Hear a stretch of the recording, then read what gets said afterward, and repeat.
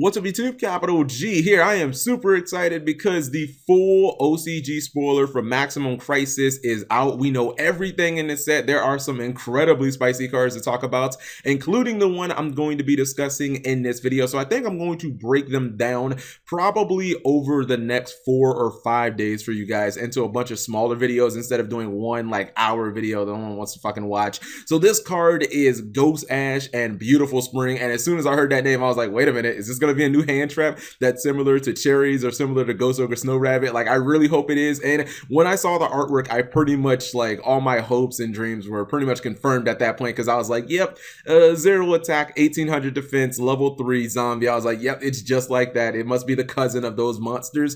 And I think this is good, guys, because, like, to me, the more hand traps in Yu-Gi-Oh, the better. Like, make going second feel great again. You know what I mean? There's so much power in going first that I think the more hand traps that we have, the better, especially if Konami and the TCG wants to still be dumbasses and keep Maxi semi-limited for no fucking reason. Like, I think the more really good hand traps that we have in the game, just the better. It makes going first feel just like not as powerful. And this card is amazing. Like, I see some instant side deck potential in this card. Maybe even, depending on how strong Zodiac Beasts are, maybe even main deck worthy. Okay, so obviously you guys know it's level 3, it's a zombie, it's a tuner, 0 attack, 1800 defense. Those are all copied from Cherries. It's all copied from Ghost Ogre Snow Rabbit. It is a fire, which for the most part I think is not really that relevant. You can only use one Ghost Ashe and Beautiful Spring per turn, so you can only use one of her. If you draw 3, or if you draw a bunch of them off Maxi, you're only going to be able to activate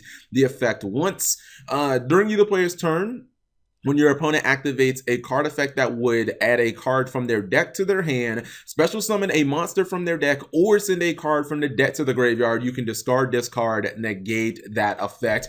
So I'm gonna make this one short and sweet, guys. I think Ghost Ashe is fucking amazing. I don't think that that's hyperbole. I don't think that that's an overstatement at all. When you look at the amount of ground that this little girl covers, it is fucking impressive. For starters, the Foolish Burial type effects cards, like obviously the original Foolish Burial of Belongings, which is a card that's very popular in Fluffles. I've even seen a couple of players play it in Lunar Lights to try and dump like perfume to the graveyard. She handles those. Armageddon Night, things like Mathematician, any of those like dump effects, she can obviously hard counter those.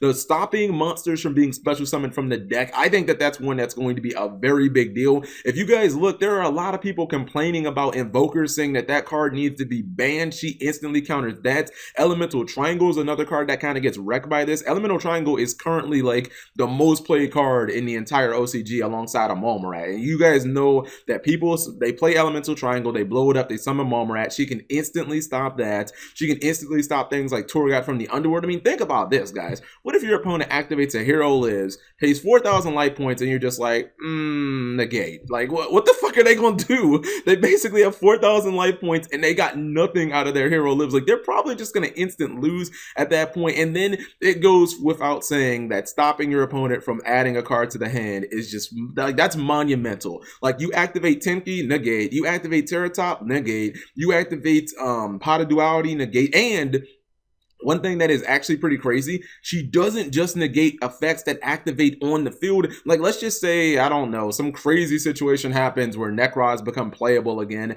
She can actually negate like a Nekroz of Bryonic. Like, that's fucking amazing. She doesn't even just negate things that activate on the field. So if your opponent like banishes a card from the graveyard, like they activate, I don't know, Kaiju Interrupted Slumber from the graveyard, and they want to add a Kaiju to your hand, like negate. Like, she just negates everything. I like this card a lot.